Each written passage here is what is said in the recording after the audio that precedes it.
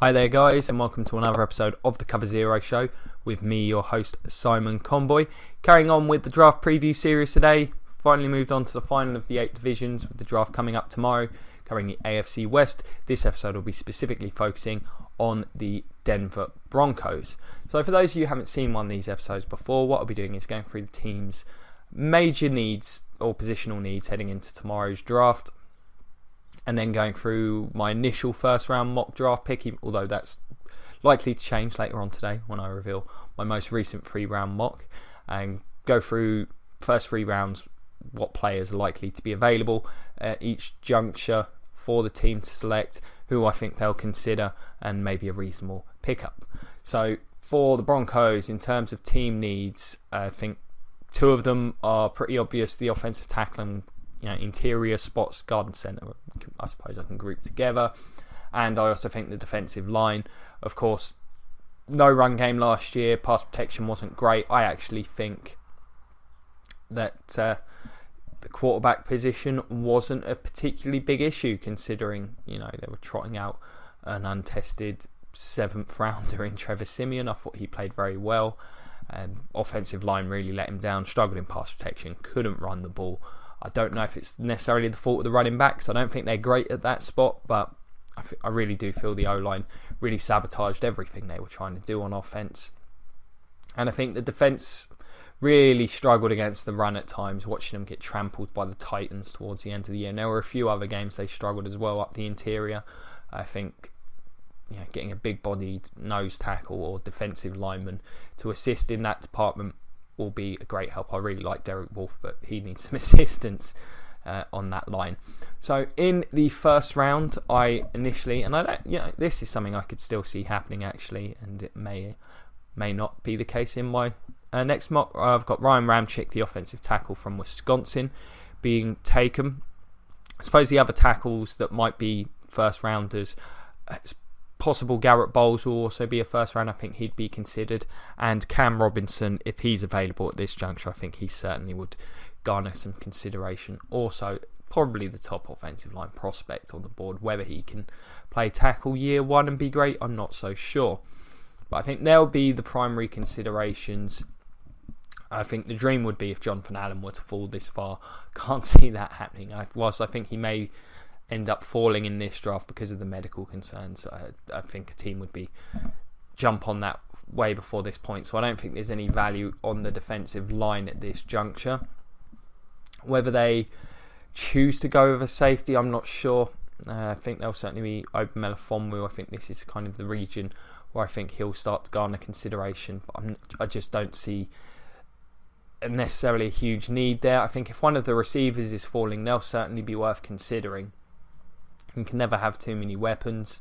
A linebacker, there's some really good linebackers, I think, available at this point in the draft. If Hassan Reddick's available, I think he should absolutely be the pick. I think he'd probably be the top player on a lot of teams' boards at this point. I personally really, really rate him. I've been watching a fair bit of his tape the last few days. He's probably one of my top 10 prospects at this point. I think he's a really, really good player. You never know. Again, Reuben Foster could fall to this point. I'm not so sure. If one of the running backs is available, like a Dalvin Cook, don't rule that out as a possibility. I can't see McCaffrey being here with all the current hype around him. But I think they'll also garner some consideration.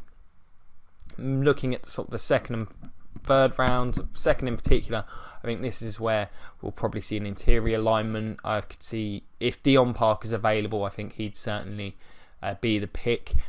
Dan Feeney, he may be available. I think he'd probably be the next guy on the board at this stage. Pocic could go second or third. I think they need to secure him in the second to be sure. Get him, he's quite versatile, can play centre, can play the guard spot. We've got Pat Evelyn. He could certainly be a consideration. I think this is a good spot potentially for a D lineman. Carlos Watkins, Chris Wormley, I think, are 2 guys that fall into this kind of range. As I've said before, Malik McDowell is a giant question mark. He could be available. I don't think a team's going to go near Brantley in the second with the news of his most recent issues.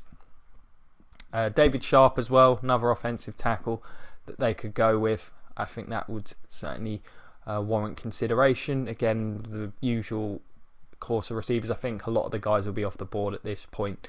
You'll be looking at sort of some of the third round type guys like maybe Cooper Kupp. Smith-Schuster could still be there. I'm personally not a huge fan of his tape, so I'll be interested to see if they do take a receiver at that point, but personally I can't see it. Into the third, more offensive line options, Antonio Garcia, Taylor Moton, Julian Davenport, some of the ones I can see. I think Jaleel Johnson would be a great selection at this point to play nose tackle for them. Could go over, or even Montravius Adams I think could be a good selection. Eric Wilson, one of the linebackers I think they could look at this point. Again, I think guys like Blair Brown and Duke Riley will probably be off the board. Quite a lot of teams needing inside backers. Dalvin Tomlinson, another defensive lineman that they could take. Definitely need to beef up the lines of scrimmage. I think this is a team that's really solid pretty much everywhere else. Round 3, you could also look at the running backs. I think, as I've said before, guys like Donta Foreman, Marlon Mack. There's a lot of running backs I quite like in this draft, and I think round 3 is where a lot of them will start being taken. I do think this is a team that could do with one, so definitely don't rule that out as a possibility. Also, the team's got 2 picks in round 3, so that helps. Let me know what you guys think, Broncos fans. Do you agree with my assessment of the team's primary needs? Are there any players in particular you'd like to see the team consider or are hoping fall to the Broncos? Let me know, whether it's the comment section below, Facebook Cover Zero, or find me on Twitter at Simon Conboy. Do my absolute best to get in touch with any and everyone who does make contact with me. As always, if you've enjoyed the show, I recommend checking out some more. Covered, all of the other divisions at this point. Be finishing off the AFC West today and tomorrow. Mock draft going up today. Hopefully it'll be up before Mayox airs. But, I definitely recommend checking that out. It would be far more informative than the one I did a few weeks ago, I think, at this point. And as always, like, share, subscribe, check out the Patreon, all that good stuff. Thoroughly appreciated. Thank you very much for your time. It's been a pleasure as always, and go Bucks.